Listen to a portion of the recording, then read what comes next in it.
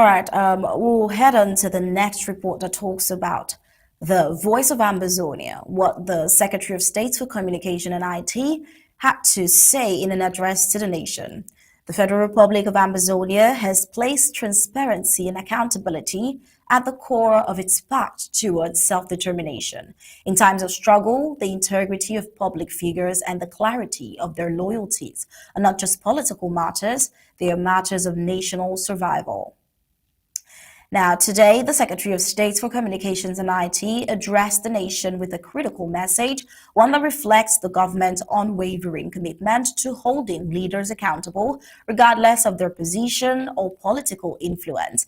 And it was not about personal attacks. It was about safeguarding the people's trust, defending the truth, and confronting the questions that shape Ambazonia's collective future. The message was, we're about to hear targets issues of representation, loyalty, and transparency. It targets pillars upon which any free and self-governed Amazonia has to stand on. It is a reminder that in the liberation journey, no one is above the scrutiny of the people. And the accountability begins now, not after freedom is won.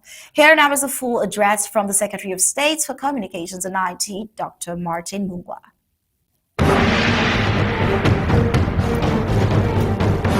Fellow Ambazonians, greetings. This is the voice of Ambazonia.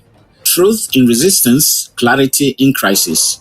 Since the outbreak of the Ambazonia War, Paul Biya and his allies have mastered a political trick. Keep control while pretending to solve the crisis. The tactic is simple. Install a carefully chosen figure from a marginalized community to create the illusion of representation, while ensuring the regime's grip on power remains untouched. In Cameroon, such a figure is called an epese, or somebody from the 11th province, a token leader chosen from above, carrying the name and origin of the people, but without deep cultural ties.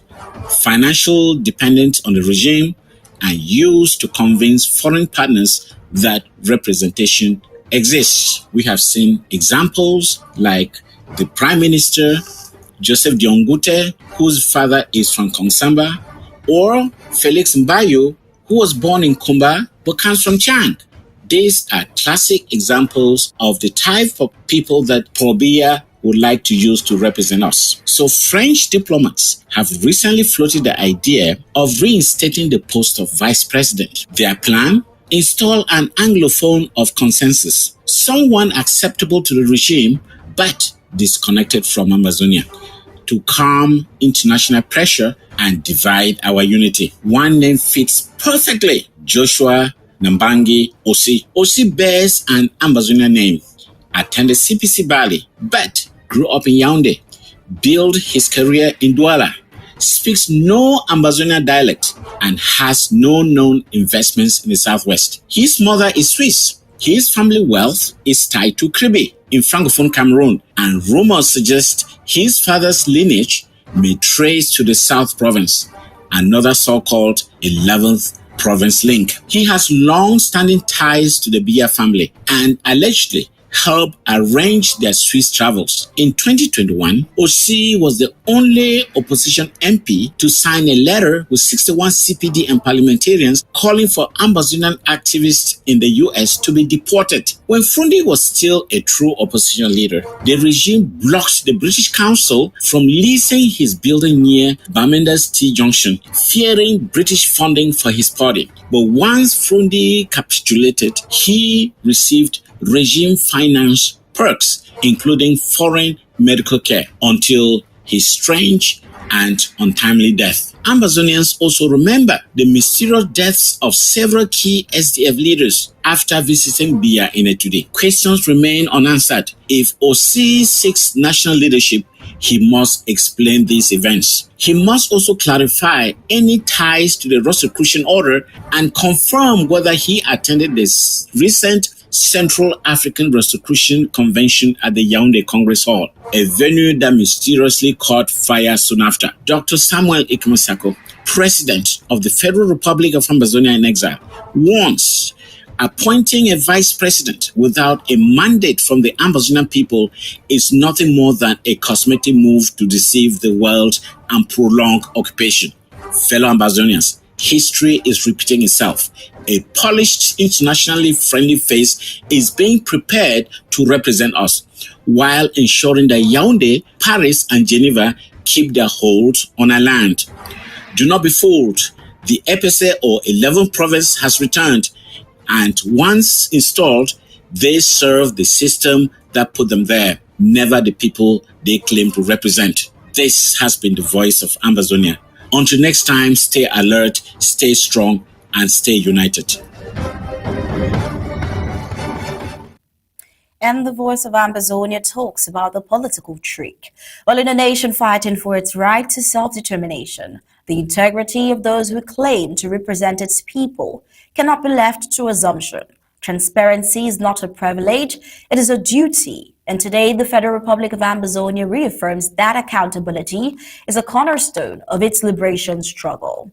Well, that is what we heard the Secretary of State for Communications and IT say in that address to the nation. But then here is another address that talks about more of this in its detail, looking at the upcoming election in the La République du Cameroon, the French Cameroon. Let's take a listen to this other voice message from the Secretary of State for Communications and IT.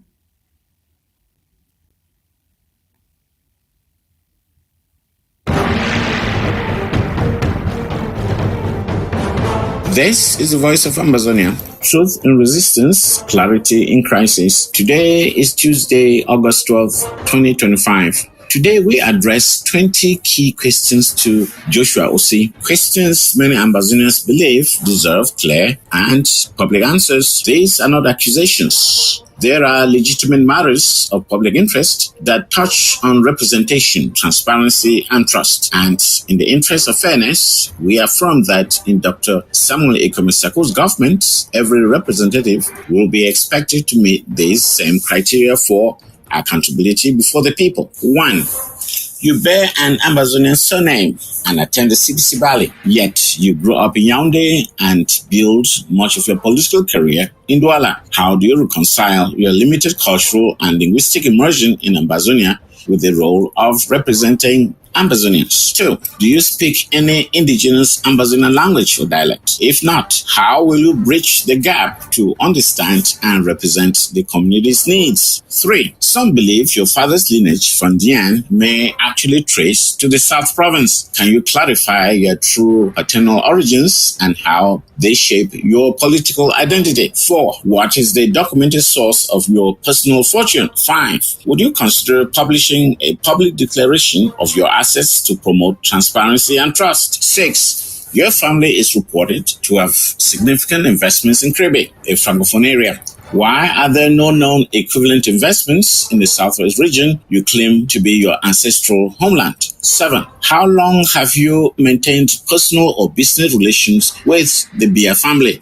8. Have you ever assisted in any official or personal matters involving President Bia's travels or health arrangements? 9. Do you see any potential conflict of interest between such ties and your independence as a political leader? 10. Several senior SDF leaders, including Cyprian Awudu, Joseph Bandam, and John Frundi, died unexpectedly, some after meeting Paul Biya. What is your understanding of these events? 11. Have you ever called for an internal inquiry within the SDF in these deaths? 12. Were you part of any delegation to Etudi, after which members later passed away? If so, what was the purpose of that meeting? 13. Do you agree that Frundi's relationship with the regime changed after certain political compromises? 14. How would you describe your own working relationship with the government? Collaboration, negotiation, or alignment? 15. Have you ever been a member of the Rosicrucian Order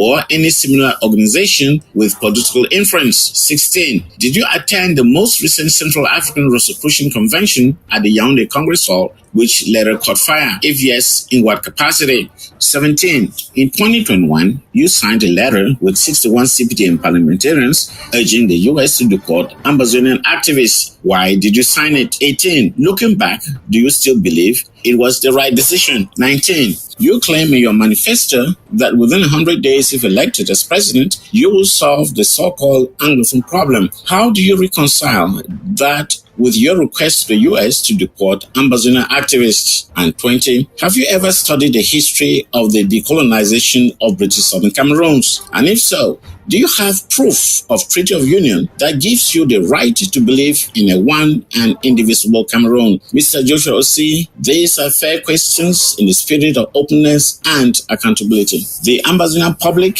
and indeed all Cameroonians, deserve to hear your answers directly, openly, and without delay. And to our listeners, let it be clear, in a free Ambazonia under President Sarkozy's leadership, these same standards will be applied to every public official without exception. Accountability begins at home. This has been the voice of Ambazonia. Truth in resistance, clarity in crisis. All right, that was a very wonderful speech that Ambazonians needed to hear. We're seeing a lot of Ambazonians representing themselves in the upcoming elections in La République, French Cameroon. Well,